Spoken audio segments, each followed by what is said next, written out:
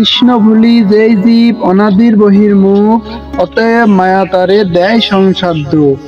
এই যে সেদিন যে তুমি আমাকে বলছিলা আমি নাকি আত্মা, তাহলে আমার প্রশ্ন হলো আত্মা কি? ও এই কথা শোনো, আমি বলতেছি। আত্মা হচ্ছে শ্রীকৃষ্ণের নিত্য অবিচ্ছেদ্য অংশ। কথাটা যে বুঝলাম না। আমরা যদি শ্রীকৃষ্ণের অংশ হই তাহলে আমাদের শ্রীকৃষ্ণের মতো শক্তি নেই কেন? ও এটাই তুমি বুঝতেছো না? শোনো, আমি তোমাকে একটা উদাহরণ দিয়ে বুঝাচ্ছি। মনে করো একটা বিরাট সমুদ্র রয়েছে, তো ওই সমুদ্র থেকে আমি এক বিন্দু জল আমি হাতে নিলাম। তো এক বিন্দু জল হচ্ছে সমুদ্রের অংশ, তাই না?